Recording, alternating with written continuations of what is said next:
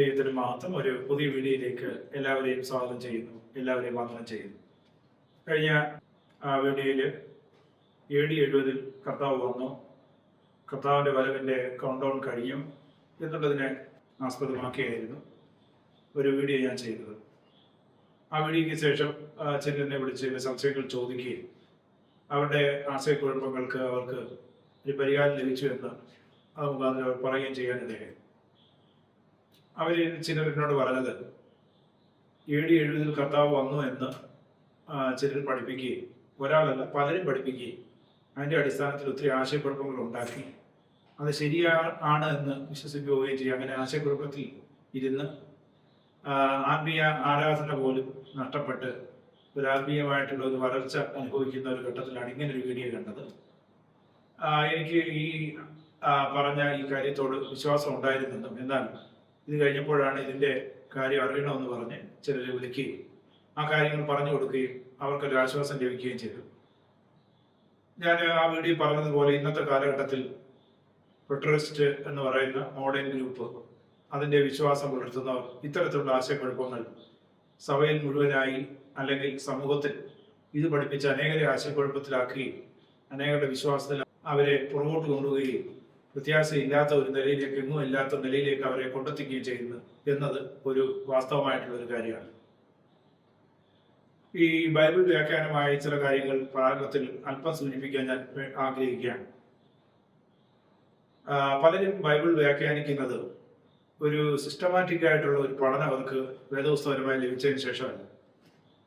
അവരിൽ പലരും അവർക്ക് സംസാരിക്കാനുള്ള കഴിവുണ്ട്, അതുപോലെ തന്നെ അവർക്ക് സെക്കുലർ ആയിട്ടുള്ള എഡ്യൂക്കേഷൻ ഉള്ളവരുമുണ്ട്, ഇല്ലാത്തവരുമുണ്ട്. വേദപുസ്തകപരമായിട്ടുള്ള അവരുടെ വിദ്യാഭ്യാസം എന്ന് പറഞ്ഞാൽ വളരെ ലോ ആയിരിക്കും. ഈ തിയോളജിന്മാരുടെ ഭാഷയിൽ പറഞ്ഞാൽ അവർ എത്ര വിദ്യാഭ്യാസം സെക്കുലറായി ചെയ്തെങ്കിലും അവരെ ലേമൻ എന്നാണ് കണക്കാക്കുന്നത്. ഒരു നല്ല മാസ്റ്റർ ഡിഗ്രി ഉണ്ടെങ്കിൽ പോലും അല്ലെങ്കിൽ ഒന്നിലധികം ഉണ്ടെങ്കിൽ പോലും വേദപുസ്തകപരമായ സിസ്റ്റമാറ്റിക്കലായിട്ട് ഒരു സെമിനാരിയിലോ അതിൻ്റെ സെറ്റപ്പിലോ സിസ്റ്റമാറ്റിക്കായിട്ട് പഠിക്കാത്തവരെ ലേമൻ എന്നാണ് പറയുന്നത്. ഇന്ന് ഈ തരത്തിലുള്ള തിയോളജികൾ പഠിപ്പിക്കുന്നവരിൽ ഒരു നല്ലൊരു പങ്ക് ആൾക്കാരും സിസ്റ്റമാറ്റിക് ആയിട്ടുള്ള ഒരു പ്രോപ്പറായ ഒരു സെമിനാറിൽ പഠിച്ചോ അങ്ങനെ ഒരു ട്രെയിനിങ് ലഭിച്ചിട്ടുള്ളവരോ അല്ല. ഭാഗികമായി അല്പം എന്തെങ്കിലും പഠിക്കുകയോ അല്ലെങ്കിൽ ഒന്നും പഠിക്കാത്തവരാണ്. അവരാണ് ഇത്തരത്തിലുള്ള ഉപദേശങ്ങൾ കൂടുതൽ പഠിപ്പിക്കുന്നത്. ഒന്നാമതായി മനസ്സിലാക്കേണ്ടത്, ഒന്ന്, ഈ ഇന്റർനെറ്റിൽ കുറേ മെറ്റീരിയൽ കിട്ടും, അവർക്കത് വായിച്ചാൽ മനസ്സിലാകും. അത് ഒന്നിനോടൊന്നും ബന്ധമില്ലാത്ത മെറ്റീരിയൽ ആയിരിക്കും. ആ എഴുതിയ ആൾക്കാർക്ക് ആധികാരികത ഉണ്ടോ ഇല്ലയോ എന്ന് അവർക്ക് അറിയത്തില്ല. ഒരു നല്ല പബ്ലിക്കേഷനാണോ ഈ പുസ്തകം പുറത്തിറക്കിയത് എന്ന് അവർക്ക് അറിയില്ല. അക്കാഡമിക് റൈറ്റിങ്ങും സ്പിരിച്വൽ റൈറ്റിങ്ങും അതേപോലെ തന്നെ ഇത്തരത്തിലുള്ള ഫാസ്റ്റ് ടീച്ചിങ്ങും തമ്മിൽ അവർക്ക് അറിയില്ല. അവർക്ക് കേൾവിക്ക് അല്ലെങ്കിൽ ഒരു വായനയ്ക്ക് സുഖം തോന്നുന്നതും അവർക്ക് എളുപ്പം ആശയമായിട്ട് തോന്നുന്നതുമായിട്ടുള്ള ആശയങ്ങൾ അവർ പഠിക്കുകയാണ്, പ്രചരിപ്പിക്കുകയാണ്. ചിലർ അത് മാത്രമല്ല, ആത്മീയ ശുശ്രൂഷയിൽ ഈ പഠനത്തിലുമൊക്കെ എപ്പോഴും ദൈവവചനത്തിൽ നിന്നില്ലെങ്കിൽ പോലും ജനത്തെ ആകർഷിക്കുക എന്നുള്ളതും അവരാണ് എല്ലാം എന്ന് പറയാൻ വേണ്ടി നവീനമായ കാര്യങ്ങൾ ചെയ്യുന്നവരുണ്ട്. നമുക്കറിയാം, ഈ കഴിഞ്ഞ ഒരു 20 വർഷം നമ്മുടെ ഈ ചുറ്റുപാടുകളെ നമ്മൾ നോക്കുകയാണ്. ക്രിസ്ത്യൻ പഠിപ്പിക്കലിൽ പോപ്പുലറായിട്ട് വന്നിട്ടുള്ള പലരും പലതരത്തിലുള്ള പുതിയ നൂതനമായിട്ടുള്ള ടീച്ചിങ്ങുകൾ കൊണ്ടുവന്നു. ഒരു കാലത്ത് നമുക്കറിയാം, ഡെറിക് പ്രിൻസ് എന്ന് പറയുന്ന ഒരു എഴുത്തുകാരൻ, അദ്ദേഹം നല്ലൊരു എഴുത്തുകാരൻ, അദ്ദേഹം ഇറക്കിയ ഒരു പുസ്തകമായിരുന്നു ബ്ലെസ്സിംഗ് ആൻഡ് കേഴ്സ്, അനുഗ്രഹവും ശാപവും എന്നുള്ളത്. അത് ചിലത് ട്രാൻസ്ലേറ്റ് ചെയ്ത് ഇറക്കി. അതിന്റെ പ്രസംഗങ്ങൾ ചില സ്ഥലങ്ങളിൽ നിന്ന് അവർ പ്രസംഗിച്ചു. അതിനെ ബേസ് ചെയ്ത് കേരളത്തിൽ ആഹ്വാനം ഓരോരുത്തർ ഓരോ കാര്യങ്ങൾ പഠിപ്പിക്കാൻ തുടങ്ങി. പിന്നെ സ്ലേയിങ് മിനിസ്ട്രി എന്ന് പറഞ്ഞൊരു മിനിസ്ട്രി കൊണ്ട് കുറച്ച് പേര് ഇറങ്ങി. അങ്ങനെ ഒരുപാട് തരത്തിലുള്ള മിനിസ്ട്രികൾ നമ്മൾ കാണുകയും കേൾക്കുകയൊക്കെ ചെയ്തു കഴിഞ്ഞു. അപ്പൊ ഇങ്ങനെ ഒരു നവീനമായ ട്രെൻഡ്.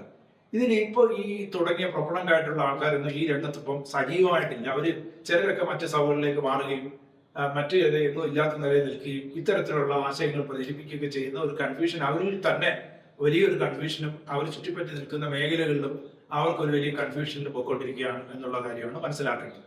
ഒന്നാമതായി ഈ കൂട്ടരോട് എനിക്ക് പറയാനുള്ളത്, ജെന്യുവിനായി ദൈവവചനം പഠിക്കുകയാണെങ്കിൽ ഇന്റർനെറ്റ് മെറ്റീരിയൽ മാത്രം ഉപയോഗിച്ച് പഠിക്കാതെ ഏതെങ്കിലും ഒരു സെമിനാരിൽ ചേർന്ന് സിസ്റ്റമാറ്റിക് ആയിട്ട് ബൈബിൾ പഠിക്കണം. ബൈബിളിനെ വ്യാഖ്യാനിക്ക് ഇഷ്ടപ്പെട്ട് ചെയ്യാൻ വേണ്ടി മിനിമം നിങ്ങൾ ബൈബിളിക്കൽ ലാംഗ്വേജ് ശരിയായിട്ടുള്ള നല്ല കൈകാര്യം ചെയ്യണം. അക്കാഡമിക് ബുക്കുകൾ എന്താണെന്ന് നിങ്ങൾ മനസ്സിലാക്കണം.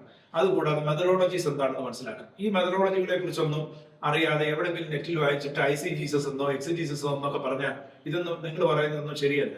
അക്കാഡമിക് ആയിട്ട് കാര്യങ്ങൾ പഠിച്ചെങ്കിൽ മാത്രമേ ഇത് മനസ്സിലാക്കാൻ കഴിയൂ എന്നുള്ളതാണ്. ഞാൻ ഈ വീഡിയോ ഇറക്കിയത് പ്രത്യേകിച്ച് നീ കണ്ടംപററി ജീവിക്കുന്ന ഒരു വ്യക്തിയെ ഫോക്കസ് ചെയ്തുകൊണ്ടല്ല ഇത് ഞാൻ പഠിപ്പിച്ചത്. പ്രിട്ടറിസം എന്നുള്ള വിഷയത്തെ ആസ്പദമാക്കി പറഞ്ഞ കാര്യങ്ങളാണ്. കാരണം വെളിപ്പാട് പുസ്തകം 2000-2001 കാലങ്ങളിൽ ഞാൻ അതിനെ സംബന്ധമായി റിസർച്ച് ചെയ്തിട്ട് എഴുതിയിട്ടുണ്ട്. അന്ന് മുതലേ അതിനെക്കുറിച്ച് കുറെ കാര്യങ്ങൾ, ഈ പെട്രിസം എന്താണെന്നും അതുപോലെ തന്നെ ഹിസ്റ്റോറിക്കൽ ഇന്റർപ്രിട്ടേഷൻ എന്താണെന്നും അലിഗോറിസ്റ്റിക് ഇന്റർപ്രിട്ടേഷൻ എന്താണെന്നും ഫ്യൂച്ചറിസ്റ്റിക് വ്യൂ എന്താണെന്നും പ്രോഗ്രസീവ് ഡിസ്പെൻഷനിസം എന്താണെന്നും ഒക്കെ കുറച്ച് കാര്യങ്ങൾ വായിക്കുകയും പഠിക്കുകയും റിസർച്ച് ചെയ്യുകയും ചെയ്തിട്ടുള്ള ഒരു വ്യക്തി എന്നുള്ള നിലയിൽ കോമൺ ആയിട്ട് ഈ ഇന്ന് നിലവിൽ നിൽക്കുന്ന ആശയങ്ങളെ കുറിച്ച് അറിയാവുന്നതുകൊണ്ട് അതിനോടാണ് എന്റെ ആർഗ്യുമെന്റ്. അല്ലാതെ വ്യക്തിപരമായി ഇവിടെ ചുറ്റുപാടുമുള്ള ആരോടും അവരുടെ ടീച്ചിങ്ങുകൾക്കെതിരെ അല്ല ഞാൻ സംസാരിക്കുന്നത്. പ്രിട്രിസം എന്നുള്ള ഒരു വിഷയം അതിൽ ഞങ്ങൾ വിശ്വസിക്കുന്നില്ല, ദൈവം അതിൽ അങ്ങനെ പഠിപ്പിക്കുന്നില്ല എന്ന് മാത്രം കൂടെ ഞാനിവിടെ വ്യക്തമാക്കാൻ ശ്രമിക്കുകയാണ്. അടുത്തിടയിൽ ഇതുമായി ബന്ധപ്പെട്ട ഒരാൾ എനിക്കെതിരെ ഒരു വീഡിയോ ചെയ്തു.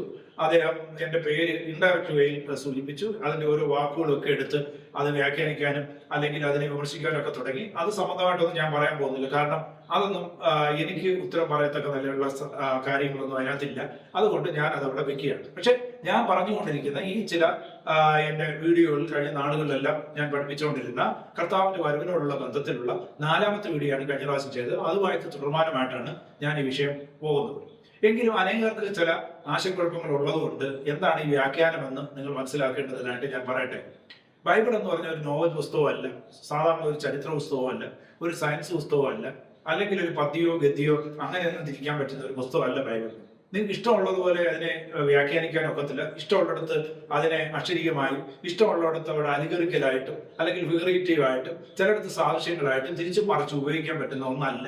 അതുകൊണ്ട് ബൈബിളിന്റെ ലാംഗ്വേജ് എന്താണെന്ന് ആദ്യം പഠിക്കണം. നിങ്ങൾ മറ്റുള്ളവരെ വ്യാഖ്യാനിക്കുകയും വിമർശിക്കുകയും ചെയ്യുന്ന ഒരു വ്യക്തിയാണെങ്കിൽ ആദ്യം ബൈബിളിന്റെ ലാംഗ്വേജ് എന്താണെന്ന് പഠിക്കണം. പ്രവചനങ്ങൾ ചില ഭാഗങ്ങളിലുണ്ട്, അതിനെ പ്രവചനമായിട്ട് നിങ്ങൾ കാണും. ചിലയിടത്ത് ചരിത്രമുണ്ട്, ചരിത്രത്തെ ചരിത്രമായിട്ട് നിങ്ങൾ കാണും. ചിലയിടത്ത് കവിതകളുണ്ട്, കവിതകളായിട്ട് നിങ്ങൾ കാണും. ചിലയിടത്ത് കഥകളുണ്ട്, അല്ലെങ്കിൽ യേശു പറഞ്ഞ ഉപമകളുണ്ട്, ഉപമകളായിട്ട് മാത്രമേ കാണാൻ കഴിയത്തുള്ളൂ. അതിനകത്തൊരു മോറൽസ് ഉണ്ട്, അതിനകത്ത് ആപ്ലിക്കേഷൻ ഉണ്ട്. ആ ഉപമ സൂചിപ്പിക്കുന്ന ഒരു കാര്യമുണ്ട്, അതേതൊരു സത്യമുണ്ട്, ആ സത്യത്തെ മാത്രം മനസ്സിലാക്കിയാൽ മതി. അതുകൊണ്ട് അതിനെ എല്ലാത്തിനെയും വ്യാഖ്യാനിക്കേണ്ട കാര്യമില്ല. വെളിപ്പാട് പുസ്തകം എന്ന് പറഞ്ഞാൽ ഹൈബ്രിഡ് ലിറ്ററേച്ചറാണ്. ഇതൊരു പല ലിറ്ററേച്ചറുകൾ കൊണ്ട് നിറഞ്ഞിരിക്കുന്ന ഒരു പുസ്തകമാണ് വെളിപ്പാട് പുസ്തകം എന്ന് പറയുന്നത്. അതില് ഈ പുസ്തകം പഠിക്കുന്നതിനനുസരിച്ച് ബുദ്ധിമുട്ടുകൾ പലർക്കും ഉണ്ട്. ഈ കാലുൻ എന്ന് പറയുന്ന ഒരു ഗ്രേറ്റ് തിയോളജിയനാണ്. അദ്ദേഹം പുതിയ നിയമത്തിലെ എല്ലാ പുസ്തകങ്ങളിലും കമന്റ് എഴുതിയിട്ടും കമന്റ് എഴുതാത്ത ഒരു പുസ്തകം മാത്രമേ ഉള്ളൂ, വെളിപ്പാട് പുസ്തകം. അതിന്റെ കാരണം എന്ന് പറഞ്ഞാൽ അദ്ദേഹം പറഞ്ഞു അതിനെ എനിക്ക് കൂടുതലായിട്ട് ഗ്രഹിക്കാൻ പറ്റുന്നില്ല, അതുകൊണ്ടാണ് അദ്ദേഹം കമന്റ് എഴുതാഞ്ഞത്. അതുപോലെ തന്നെ മാർട്ടിൻ ലൂതർ ഒത്തിരി പഠനത്തിന് ശേഷം അദ്ദേഹം പറഞ്ഞു എനിക്കിത് അധികം മനസ്സിലാകുന്നില്ല. എന്നാൽ മോഡേൺ സ്കോളർഷിപ്പ് ഇതിൽ കൂടുതൽ അറ്റംപ്റ്റ് നടത്തുകയും അതിനുള്ള വ്യാഖ്യാനങ്ങൾ കൂടുതൽ മെച്ചപ്പെട്ട നിലയിൽ നമുക്ക് ഇന്ന് അവൈലബിൾ ആണ്. പല എഴുത്തുകാരും അതിനെക്കുറിച്ച് എഴുതിയിട്ടുണ്ട്. വേർഡ് കമന്റിൽ ഡേവിഡ് യൂനെ എന്ന് പറയുന്ന എഴുത്തുകാരൻ വളരെ നന്നായിട്ട് ഈ കാര്യങ്ങളെ പ്രസന്റ് ചെയ്തിട്ടുണ്ട്. അതുകൂടാതെ വിതറിന്റെ തേർഡ് എന്ന് പറയുന്ന എഴുത്തുകാരൻ ഇതിനെക്കുറിച്ച് എഴുതിയിട്ടുണ്ട്. അദ്ദേഹത്തിന്റെ സോഷ്യോ റിട്ടോറിക്കൽ കമന്ററി ഇതൊക്കെ നമ്മൾ വായിച്ച് വളരെ സിസ്റ്റമാറ്റിക് ആയിട്ട് കാര്യങ്ങൾ എഴുതി പഠിച്ച് മനസ്സിലാക്കേണ്ടത് ഏറ്റവും അത്യാവശ്യമായിട്ടുള്ള ഒരു കാര്യമാണ്. അപ്പൊ ഈ ഹൈപ്പർ ലിറ്ററേച്ചർ എന്ന് പറയുമ്പോൾ ഇതിനകത്ത് നമ്മൾ നോക്കുകയാണെങ്കിൽ ആദ്യ എപ്പിസ്റ്റൽ ഫോർമാറ്റ് ഉണ്ട്, ഒരു എഴുത്ത് രൂപയാണ്. ഇപ്പൊ നമുക്കറിയാം എപ്പിസ്റ്റൽസ് എന്ന് പറയുന്നത് സഭകൾക്ക് എഴുതിയ ലേഖനങ്ങളാണ്. അത് ലേഖനത്തിന്റെ രീതിയിലാണ് എഴുതുന്നത്. നമുക്കറിയാം ആർക്കെങ്കിലും ഒരു കത്തെഴുതിയാൽ അതിനൊരു ശൈലിയുണ്ട്. അതുപോലെ ഒരു ഗ്രീറ്റിംഗ്സ് ഉണ്ട്, അതുപോലെ കണ്ടന്റ് ഉണ്ട്, അതേപോലെ തന്നെ അവസാനം ഉണ്ടായിരിക്കുന്ന എപ്പിലോഗ് ഉണ്ട്. ഈ കാര്യങ്ങളെല്ലാം കൂടെ ചേർത്തുകൊണ്ടായിരിക്കും ഇത് എഴുതിയിരിക്കുന്നത്. അതേ ശൈലി പോലെയാണ് ഇതിന്റെ തുടക്കം. ആദ്യത്തെ സഭകൾക്ക് എഴുതുമ്പോൾ 7 സഭകൾക്ക് എഴുതുമ്പോൾ അതിന്റെ എപ്പിസ്റ്റലറി ഫോർമാറ്റിലാണ് എഴുതുന്നതെന്ന് അറിയാം. പിന്നീട് നമ്മൾ വരുമ്പോൾ ഒരു ഡ്രാമാറ്റിക് പ്രസന്റേഷൻ ഉണ്ട്. അതുകൊണ്ട് വെളിപ്പാട് പുസ്തകം ഡ്രാമ എന്നില്ല, ചില ഭാഗങ്ങളിൽ ഡ്രാമാറ്റിക് പ്രസന്റേഷൻ ഉണ്ട്. ചിലയിടത്ത് നോക്കുമ്പോൾ ഹിംസ് ഉണ്ട്, ചിലയിടത്ത് നോക്കുമ്പോൾ ഹിസ്റ്ററി ഉണ്ട്, ചിലയിടത്ത് നോക്കുമ്പോൾ പിന്നെ കോസ്മിക് ആയിട്ടുള്ള പല കാര്യങ്ങളെ കുറിച്ചും യൂണിവേഴ്സിനെ കുറിച്ചും ഒക്കെ പറഞ്ഞിട്ടുണ്ട്. ഇങ്ങനെ ഒരുപാട് പലതരത്തിലുള്ള കാര്യങ്ങൾ ചേർത്തുകൊണ്ട് എഴുതിയിരിക്കുന്ന ഒരു പുസ്തകമാണ് വെളിപ്പാട് പുസ്തകം. അതുകൊണ്ട് അതിനെ ഓരോ സ്ഥലങ്ങളിലും അതിനെ കൃത്യമായിട്ട് വേണം അതിനെ വ്യാഖ്യാനിക്കേണ്ടത്. ചരിത്രമായിട്ടും അതേ പദ്യമായിട്ടും ഡ്രാമയായിട്ടും ഹിംസായിട്ടും പ്രവചനമായിട്ടും അങ്ങനെ യാഥാർത്ഥ്യങ്ങൾ അല്ലെങ്കിൽ ലിറ്ററലായിട്ടൊരു കാര്യം സൂചിപ്പിച്ചിട്ടുണ്ടെങ്കിൽ അതും അങ്ങനെ സൂചിപ്പിച്ചെങ്കിൽ മാത്രമേ ഇതിനെക്കുറിച്ച് കൃത്യമായിട്ടുള്ള അറിവ് ലഭിക്കൂ എന്ന് നിങ്ങൾ മനസ്സിലാക്കണം. അപ്പൊ അതുകൊണ്ട് ഇങ്ങനെയുള്ള ടീച്ചിങ്ങുകൾ പഠിപ്പിക്കുന്നവരുടെ ആധികാരികതയെ പരിശോധിച്ചിട്ട് വേണം ജനം ഈ പ്രസംഗങ്ങൾ കേൾക്കുകയും ഇതിന് കൈയടിക്കുകയും ചെയ്യുന്നത്. ഇല്ലെന്നുണ്ടെങ്കിൽ നിങ്ങളുടെ അവസാനത്തെ സ്ഥിതി എന്ന് പറഞ്ഞാൽ ഉള്ള വിശ്വാസം പോയി എങ്ങുമില്ലാതെ ഇന്ന് നിരാശപ്പെട്ട് പലരും എന്നെ വിളിച്ചു അവരെ പോലെ ആയിത്തീരും എന്നുള്ള ഒരു വാണിംഗ് കൂടെ ഞാൻ ഇവിടെ സൂചിപ്പിക്കുകയാണ്. നമ്മൾ ഒരു വേദഭാഗം വായിക്കുന്നതിന് മുമ്പ് തന്നെ ഇതുമായി ബന്ധപ്പെട്ട് തന്നെ ചില കാര്യങ്ങൾ ഞാൻ ഒന്നുകൂടെ സൂചിപ്പിച്ചതിന് ശേഷം വേദഭാഗം വായിക്കുവാൻ ആഗ്രഹിക്കുന്നത്. പ്രിട്രസിനെ കുറിച്ച് ഞാൻ പറഞ്ഞു. ഇതിന്റെ യഥാർത്ഥ പ്രൊപ്പണന്റ് എന്ന് പറഞ്ഞാൽ ലൂയിസ് ഡെ അൽകാസർ എന്ന് പറയുന്ന ആളാണ്. അദ്ദേഹം 16ാം നൂറ്റാണ്ടിൽ ജീവിച്ചിരുന്ന ആളായിരുന്നു. സ്പാനിഷ് ജെസ്യൂട്ട് ഒരു പ്രീസ്റ്റ് ആയിരുന്നു. അതിനുശേഷം ഈ 16-17 അദ്ദേഹത്തിന്റെ കാലത്തിൽ തന്നെ ഇതിൽ വിശ്വസിച്ച മറ്റൊരാളുണ്ടായിരുന്നു. അത് ഡച്ച് തിയോളജിയൻ ആയിരുന്നു. അദ്ദേഹം ഹ്യൂഗോ എന്നാണ് അദ്ദേഹത്തിന്റെ പേര്. എന്നാൽ 20-ാം നൂറ്റാണ്ടിൽ ഇതിന്റെ കവനന്റ് എസ്കറ്റോളജി എന്നുള്ള നിലയിൽ ഇതിനെ പുതുക്കിയിട്ട് ഇതിനെ കൂടുതൽ പരിഷ്കരിച്ച് ഇതിനെ കൂടുതൽ പോപ്പുലർ ആക്കിയിരിക്കുന്ന ആളുടെ പേരാണ് മാക്സ് കിങ് എന്നാണ് അദ്ദേഹത്തിന്റെ പേര്. അദ്ദേഹം പഠിപ്പിച്ചത് AD 70 ക്രിസ്തു വന്നുവെന്നും അതുപോലെ തന്നെ ന്യായവിധി നടപ്പാക്കിയെന്നും ഉയർപ്പ് നടന്നുവെന്നുമാണ് അവർ പഠിപ്പിക്കുന്നത്. അപ്പൊ അദ്ദേഹത്തിന്റെ പഠിപ്പിക്കലിന്റെ ഒരു പ്രധാന 2-3 കാര്യങ്ങളാണ്. ക്രിസ്തു AD 70 വന്നു, അതുപോലെ തന്നെ ഉയർപ്പ് നടന്നു, അതുപോലെ തന്നെ ന്യായവിധി നടന്നു എന്നുള്ളത്. ന്യായവിധി എന്ന് പറഞ്ഞാൽ അവർ ലിമിറ്റ് ചെയ്യുകയാണ്. ന്യായവിധി എന്ന് പറഞ്ഞാൽ സകല മനുഷ്യർക്കും വേണ്ടിയല്ല. നമ്മൾ വിശ്വസിക്കുന്നത് ഒരിക്കൽ മരിക്കുകയും പിന്നെ ന്യായവിധി സകല മനുഷ്യർക്കും ദൈവം വെച്ചിരിക്കുന്നു. വെള്ളസിംഹാസനത്തിന്റെ മുമ്പാകെ എല്ലാവരും ഒരു ദിവസം നിൽക്കും. ഇതൊക്കെയാണ് നമ്മൾ വിശ്വസിക്കുന്നത്. എല്ലാ മനുഷ്യരും അതിന്റെ മുമ്പാകെ നിൽക്കണം, എല്ലാവരും അതിനെ ഫേസ് ചെയ്യേണ്ടതായിട്ട് വരും.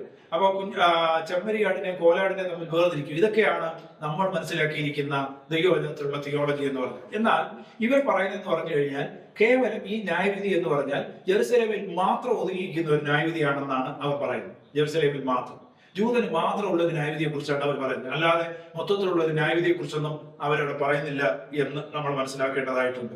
ഇപ്പൊ ഇവരുടെ ഒരു ഏറ്റവും വലിയൊരു പ്രശ്നം എന്ന് പറഞ്ഞാൽ ഇവര് ലിറ്ററൽ ആയിട്ടുള്ള ചില കാര്യങ്ങളെ ലിറ്ററൽ ആയിട്ട് എടുക്കും, ചിലതിനെ അവർ ആത്മീയമായിട്ട് സ്പിരിച്വലൈസ് ചെയ്യും. അതായത് ഇപ്പൊ ഉദാഹരണത്തിന് യേശു ക്രിസ്തു ആകാശത്ത് വന്നു, അതേപോലെ അവർ പറയുന്ന അനുസരിച്ചിട്ട് മേഘത്തിൽ യേശു വന്നു, അത് വന്നു എന്ന് പറയുമ്പോൾ അത് സ്പിരിച്വലൈസ് ചെയ്യുകയാണ്. അപ്പം അതുപോലെ തന്നെ ആ പറഞ്ഞുകൊണ്ടിരിക്കുമ്പോൾ തന്നെ അതിനോട് അടുത്ത് നടക്കുന്ന സംഭവമായിട്ട് അവർ പറയുന്നത് യേശു ക്രിസ്തു വന്നു, ന്യായവിധി നടപ്പാക്കി കഴിഞ്ഞപ്പോൾ എന്തോ സംഭവിച്ചു, അവിടെ യെരുശലേമിനെ നശിപ്പിച്ചു, ജൂതന്മാരെ കൊന്നു കളഞ്ഞു, അവർ ലോകത്തെമ്പാടും ചെയ്തു. ഇതൊക്കെയാണ് അവരുടെ ആശയങ്ങൾ. പക്ഷെ ആ കാര്യം ലിറ്ററലാണ്. ആരെയും നശിപ്പിച്ചതെല്ലാം ലിറ്ററലാണ്. പക്ഷെ യേശു വന്നു എന്ന് പറഞ്ഞ സ്പിരിച്വലാണ്. എന്തുവാണത്?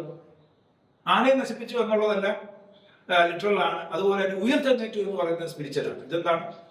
ഇപ്പൊ യേശു ഇവിടെ അപ്പോസ്തലനായ പൗലോസ് വളരെ കൃത്യമായിട്ട് പറയുന്നുണ്ട്. മരിച്ചവർ ഉയർത്തെഴുന്നേൽക്കുമെന്നോ, ഉയർത്തെഴുന്നേൽക്കുന്നവന് ഏത് വിധം ശരീരത്തോടു കൂടെ ഉയർത്തെഴുന്നേൽക്കുമെന്നോ വളരെ കൃത്യമാണ് ഈ ചോദ്യം. മരിച്ചവർ ഉയർത്തെഴുന്നേൽക്കുമോ? അതിന്റെ ചോദ്യം. അതിന് ഉത്തരമായിട്ട് യേശു ക്രിസ്തു ഉയർത്തെഴുന്നേറ്റു. യേശു ക്രിസ്തു എങ്ങനെ ഉയർത്തെഴുന്നേറ്റെ? ആത്മീയമായിട്ടാണോ ഉയർത്തെഴുന്നേറ്റെ? ഈ പറയുന്നവർ പറയട്ടെ, യേശു ക്രിസ്തു ഉയർത്തെഴുന്നേറ്റ് എങ്ങനെയാണ്? വളരെ കൃത്യമായിട്ട് ഉത്തരങ്ങളുള്ളപ്പോൾ ഇത്തരത്തിലുള്ള വാദങ്ങൾ പറയുന്നവർ പറയട്ടെ. യേശു ക്രിസ്തു ശരീരം കൊണ്ടാണോ ഉയർത്തെഴുന്നേറ്റ്, ആത്മീയമായിട്ടോ ഉയർത്തെഴുന്നേറ്റത്? യേശു ക്രിസ്തുവിന്റെ വിലാപ്പുറത്ത് വിലാവിൽ കൈ ഇട്ടത് നമുക്കറിയാം. യേശു പ്രത്യക്ഷമായത് നമുക്കറിയാം. യേശു ശരീരത്തോടു കൂടെയാണ് ഉയർത്തെഴുന്നേറ്റിരിക്കുന്നത്. യേശു ക്രിസ്തുവിന്റെ ഉയർപ്പിനെ കുറിച്ചാണ് പറയുന്നത്. ഏത് വിധം ശരീരത്തോട്? രണ്ടാമത്തെ ചോദ്യം. അതിന് പറയുന്നു ഏത് വിധം ശരീരത്തോടു കൂടി ഉയർത്തെഴുന്നേൽക്കും. രണ്ടാമത്തെ ചോദ്യത്തിന് വളരെ വളരെ കൃത്യമായിട്ട് മറുപടി പറയുകയാണ്. എന്നിട്ട് പല മാംസങ്ങളെ കുറിച്ചും തേജസ്സുകളെ കുറിച്ചും ഒക്കെ പറഞ്ഞിട്ടുണ്ട്. അതിനുശേഷം പറയുകയാണ് ഇതുപോലെ ഒരു പുതിയ ശരീരമായിട്ട് ഉയർത്തെഴുന്നേൽക്കുമെന്നാണ് പറയുന്നത്. അതുപോലെ തന്നെ ദൂതന്മാർ യേശുക്രിസ്തുവിന്റെ അസൻഷന് സാക്ഷ്യം വഹിച്ചവരോട് വിളിച്ചു പറയുന്നത് അവൻ പോയതുപോലെ അവൻ വരുമെന്നാണ്. നിങ്ങളുടെ ശരീരം കൊണ്ട് അവൻ പോയതുപോലെ അവൻ ഈ ഭൂമിയിലേക്ക് വരുമെന്നാണ് പറയുന്നത്. ഇത്തരത്തിലുള്ള തെളിവുകൾ വളരെ കൃത്യമായിട്ടുള്ളപ്പോൾ ഇത്തരത്തിൽ വേദപുസ്തകത്തെ കോട്ടിക്കളയ്ക്കുന്ന ടീച്ചിങ് ആണ് ഇന്ന് നിലനിൽക്കുന്നത് എന്നുള്ളതാണ്. അതുകൊണ്ട് ഇത്തരത്തിലുള്ള ടീച്ചിങ്ങുകൾ, ഇവരുടെ ഉപദേശങ്ങൾ വീണുപോകുന്നവർ അവർ ആത്മീയമായി അവരുടെ ജീവിതം വളരെയധികം അധപ്പതിച്ചു പോകുവാനിടയാൽ പ്രത്യാശ അവർക്ക് നഷ്ടപ്പെട്ടു പോകുക എന്നുള്ളതാണ്. നമ്മുടെ ക്രിസ്ത്യാനിറ്റിയുടെ സെൻട്രൽ ട്രൂത്ത് എന്ന് പറയുന്നത്, ഹോപ്പ് എന്ന് പറയുന്നത് ക്രിസ്തു വന്നിട്ടില്ലെന്നും ക്രിസ്തു വരുമെന്നും സഭയെ ചേർക്കുമെന്നും ഒരു പുതിയ ആകാശവും പുതിയ ഭൂമിയും നമുക്ക് ലഭിക്കുമെന്നുള്ളതാണ്. നിങ്ങളൊന്ന് മനസ്സിലാക്കണം, മനുഷ്യന്റെ യഥാർത്ഥ പ്രശ്നം എന്തായിരുന്നു? മനുഷ്യനെ പരദീസയിലായിരുന്നു. പരദീസയിൽ അവനെല്ലാം ഉണ്ടായിരുന്നു, എല്ലാ സുഖങ്ങളും അവിടെ ഉണ്ടായിരുന്നു. എന്നാൽ പരദീസ നഷ്ടപ്പെട്ടതാണ് അവന്റെ പ്രശ്നം. യേശു ക്രിസ്തു വന്ന എന്തിനാണ്? ഈ പരദീസ തിരികെ കൊടുക്കാനാണ്. ഇവർ പറയുന്നത് ആത്മീയമായി ഉയർത്തു. ഈ പരദീസ ആരാണ് അനുഭവിക്കുന്നത്? ഇന്ന് മനുഷ്യൻ വേദനയിലും കഷ്ടത്തിലും പ്രയാസത്തിലുമാണ്. മനുഷ്യന് നടുവേദനയുണ്ട്, തലവേദനയുണ്ട്, ക്യാൻസർ ഉണ്ട്, പലതരത്തിലുള്ള രോഗങ്ങളുണ്ട്. ലോകത്തിലെല്ലാ ഇൻജസ്റ്റിസും നടന്നുകൊണ്ടിരിക്കുകയാണ്.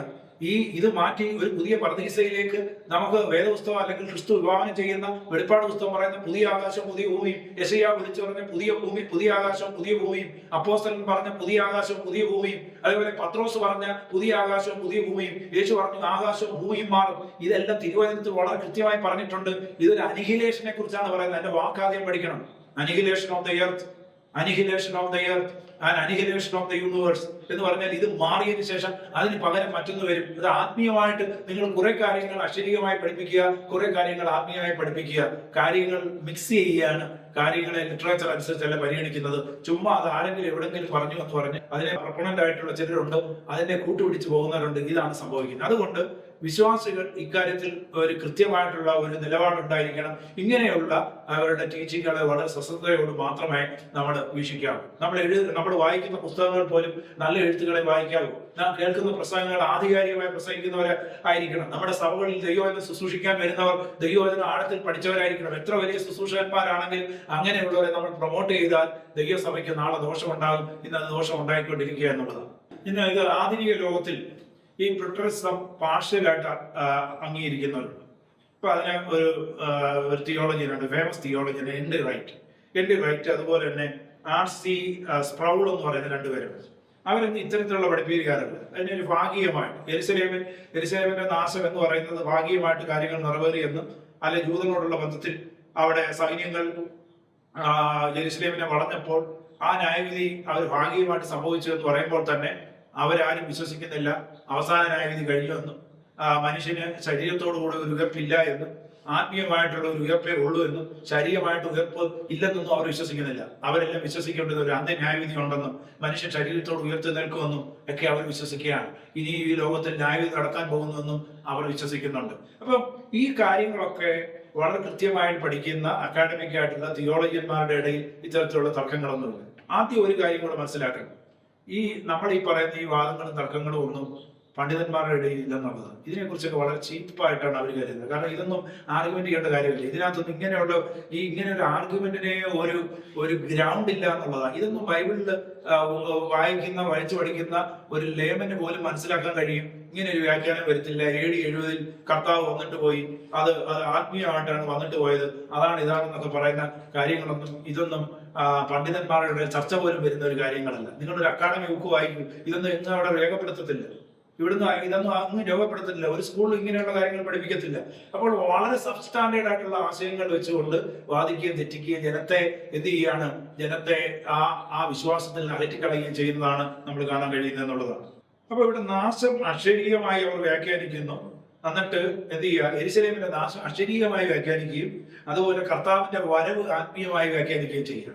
എന്തൊരു വിരോധാഭാസമാണ് ഇവിടെ നമുക്ക് കാണാൻ കഴിയുന്നത്. നമ്മൾ വായിച്ച ടെക്സ്റ്റിലേക്ക് തന്നെ മടങ്ങി വരാം. നമ്മുടെ ആ വിഷയത്തിലേക്ക് നമുക്ക് മടങ്ങി വരാം. വെളിപ്പാട് പുസ്തകം 1-ാം അധ്യായം അതിന്റെ 7-ാം വാക്യം നമുക്ക് വായിക്കാം. ഇതാ അവൻ മേഘാരൂഢനായി വരുന്നു, ഏത് കണ്ണും അവനെ കുത്തിത്തുടച്ചവരും അവനെ കാണും, ഭൂമിയിലെ ഗോത്രങ്ങളൊക്കെ അവനെ ചൊല്ലി വിലപിക്കും. പൂവ് ആമേൻ. നമുക്കറിയാം, ബൈബിളിലെ അവസാന പുസ്തകമായിട്ടാണ് ഈ വെളിപ്പാട് പുസ്തകം എഴുതിയിരിക്കുന്നത്. ഈ പുസ്തകത്തെ അറിയപ്പെടുന്നത് ക്യാപ്സ്റ്റോൺ എന്നാണ് അറിയപ്പെടുന്നത്.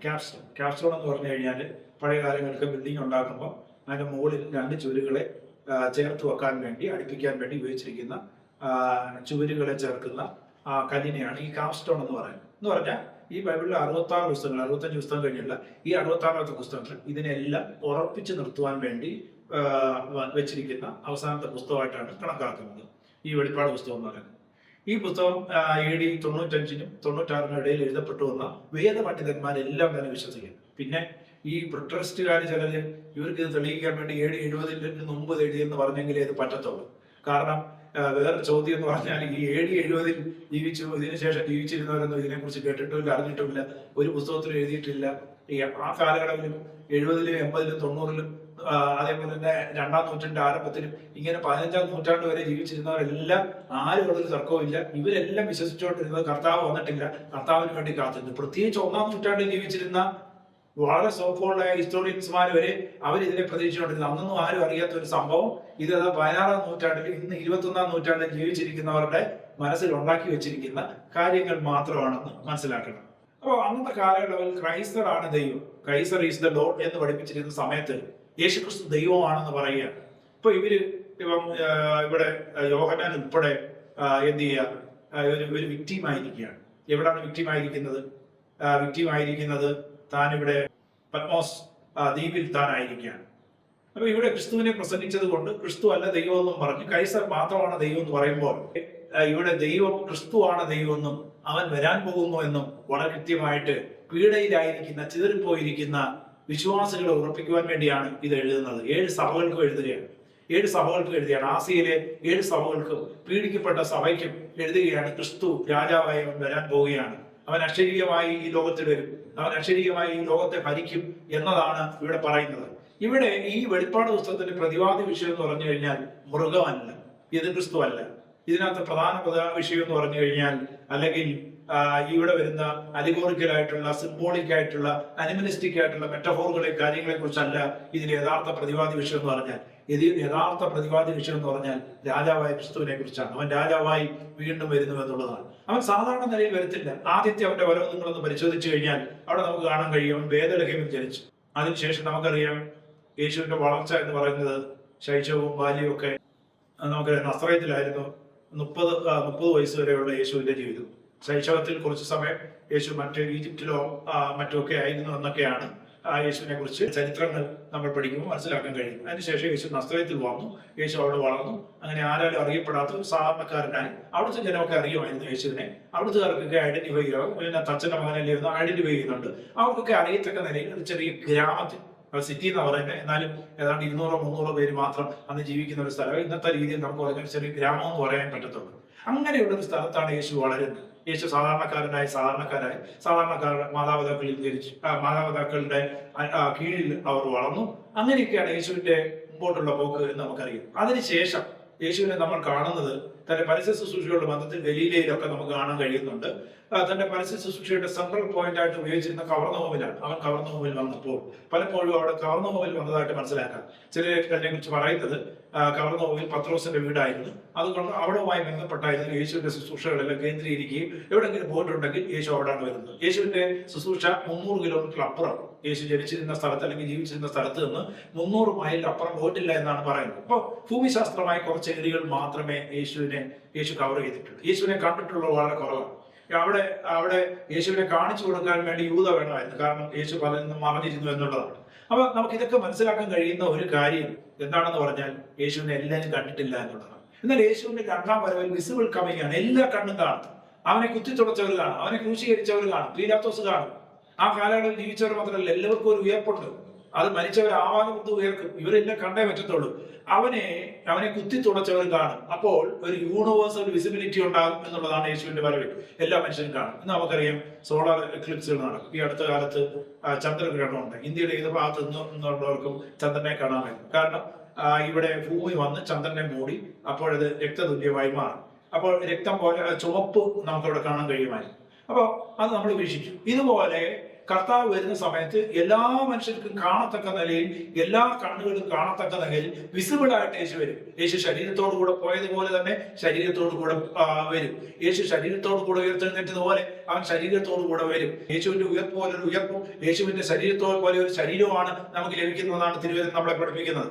അപ്പോ യേശുക്രിസ്തു അങ്ങനെ വരുമെന്ന് വളരെ കൃത്യമായി പറയുകയാണ്. അപ്പൊ യേശുക്രിസ്തുവിന്റെ വരവെന്ന് പറഞ്ഞാൽ കഴിഞ്ഞു പോയ ഒരു ഭൂതകാല സംഭവമല്ല, വരാൻ പോകുന്ന ഒരു സംഭവമാണ്. അതാണ് നമ്മുടെ സെൻട്രൽ ഹോപ്പ് എന്ന് പറയുന്നത്. നമ്മുടെ വിശ്വാസത്തിന്റെ ആധാരം എന്ന് പറയുന്നത് ക്രിസ്തു ഇനി വരാൻ പോകുന്നു എന്നുള്ളതാണ്. ഇതൊരു ആത്മീയ കാര്യമല്ല, ഇത് വിസിബിൾ ആണ്, ഇത് ഹിസ്റ്റോറിക്കൽ ആണ്, ഇതൊരു കോസ്മിക് റിയാലിറ്റി ആയിരിക്കും. ഇപ്പൊ നമ്മൾ ഇതിൽ നിന്ന് മനസ്സിലാക്കേണ്ട 2-3 കാര്യങ്ങൾ. സെർട്ടനിറ്റി ഓഫ് ഹിസ് കമ്മിങ്, അവൻ വരുമെന്നുള്ള അതിന്റെ ഉറപ്പ് നമ്മൾ മനസ്സിലാക്കണം. നമ്മൾ വായിച്ച വേദഭാഗം, ഞാൻ മേഘാരൂഢനായി വരും എന്ന് പറയുന്നുണ്ട്. ഞാൻ മേഘാരൂഢനായി വരും. അപ്പൊ ദൈവത്തിന്റെ സാന്നിധ്യത്തിന്റെ കൂടെ മേഘം എന്ന് പറഞ്ഞാൽ ഇവിടെ കാലാവസ്ഥയിൽ ഉണ്ടാകുന്ന ആ മേഘമല്ല ഇവിടെ പറയുന്നത്, ദൈവ സാന്നിധ്യത്തെ കുറിച്ചാണ് ഇവിടെ പറയുന്നത്. അപ്പൊ അവൻ അങ്ങനെ വരും. അപ്പോ ഇത് യേശുക്രിസ്തു വരുമെന്നുള്ള ഒരു പോസിബിലിറ്റി അല്ല എന്നുള്ളത് നമ്മൾ മനസ്സിലാക്കണം. ഇതൊരു സെർട്ടനിറ്റിയാണ്, ഒരു പോസിബിലിറ്റി. അവൻ വന്നേക്കാം. ഇവിടെ യോഹന്നാൻ പറയുന്നില്ല അവൻ ഒരു പക്ഷേ വരും. Perhaps he may come, he may be coming, ഇതൊന്നും അല്ല പറയുന്നത്. അവൻ എങ്ങനെയെങ്കിലും വരും എന്ന്, വന്നേക്കാം, വരാൻ സാധ്യത ഉണ്ടെന്നും അല്ല പറയുന്നത്. അവൻ മേഘാരൂഢനായി വരും. അതൊരു സെർട്ടനിറ്റിയാണ്, വളരെ കൃത്യമായിട്ട് പറയുകയാണ്. അത് മാത്രമല്ല, ഇതിൽ ഉപയോഗിച്ചിരിക്കുന്ന ഗ്രീക്ക് പദം പ്രസന്റ് കണ്ടിന്യൂസ് ടെൻസ് ആണ്. അറിയേണ്ടവൻ പോയി നോക്കിയാൽ മതി. Present continuous tense, is on the വേ.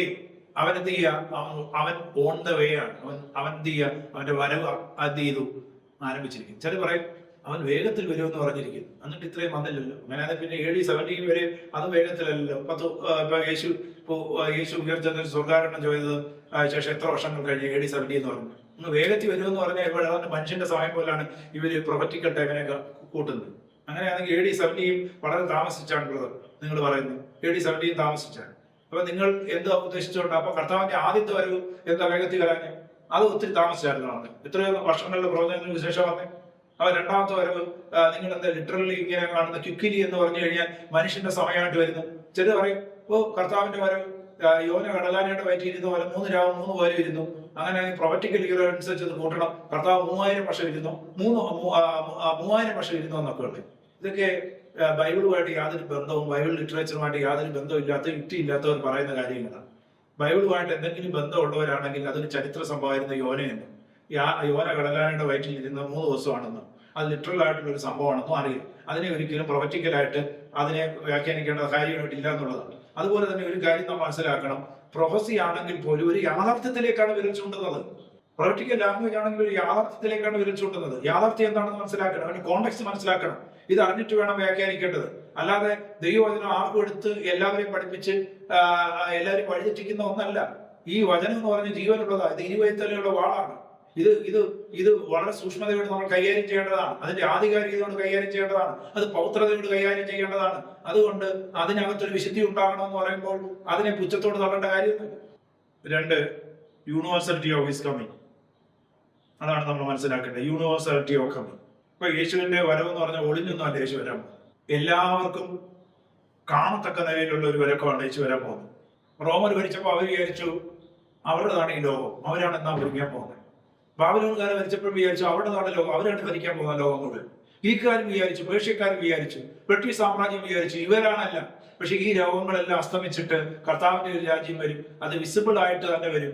അത് വളരെ ശക്തിയോട് വരും എന്ന് പറയുന്നു. അതാണ് തിരുവചനം പറയുന്നത്. ഇപ്പൊ ഒരു തടവുകാരൻ ജയിലിൽ കിടക്കുകയാണെന്നിരിക്കട്ടെ, അദ്ദേഹത്തിന് മോചനം ലഭിക്കും, നേതനം ലഭിക്കുമെന്നൊന്നും കേൾക്കുകയാണ്. പക്ഷെ ഒരിക്കലും മോചനം ലഭിച്ചില്ല. എന്നാൽ രാജാവിന്റെ മുദ്രയുള്ള ഒരു പേപ്പർ തന്നെ റിലീസായിരിക്കുന്നുവെന്ന് കേൾക്കുമ്പോൾ എന്താണ്? അതുപോലെയാണ് കർത്താവ് വരുമ്പോൾ ഉണ്ടാകുന്ന ഒരു ഫീലിംഗ്, ഒരു വിശ്വാസത്തെ സംബന്ധിച്ചിടത്തോളം റിലീസ്. ഇതൊരു ഔദ്യോഗിക കൽപ്പനയാണ്. അത് തിരുവെഴുത്തുകൾ രേഖപ്പെടുത്തിയിരിക്കുന്ന കൽപ്പനയാണ്. യേശുവിന്റെ രക്തത്താൽ ഇടപെട്ടു എന്നാണ്. അവന്റെ വരവ് സാർവലൗകികമായത് വെളിപ്പെടും. അവനെ കുത്തിത്തുളച്ചവർ കാണും.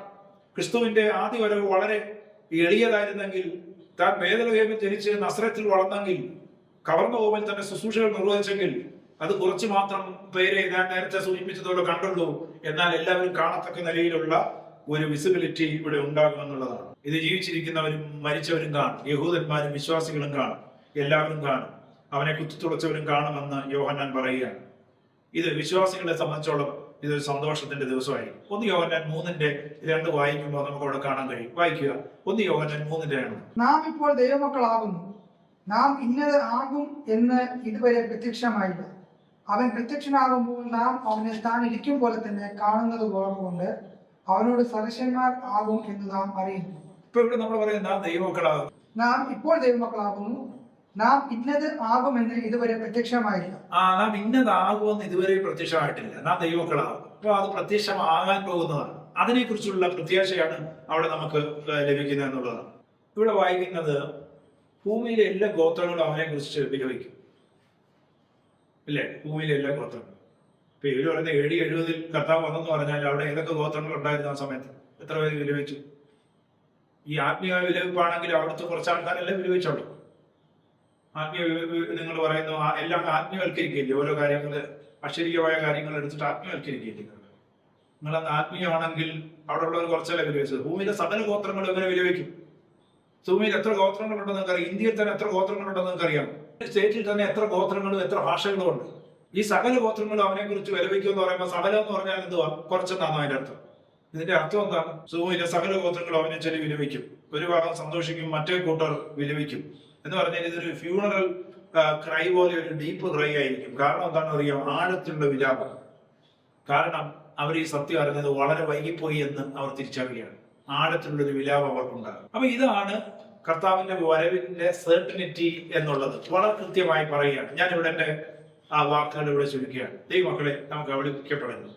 നമ്മുടെ ക്രിസ്തീയ വിശ്വാസത്തിന്റെ ഏറ്റവും അടിത്തറ എന്ന് പറഞ്ഞാൽ കർത്താവ് വന്നിട്ടില്ലെന്ന്.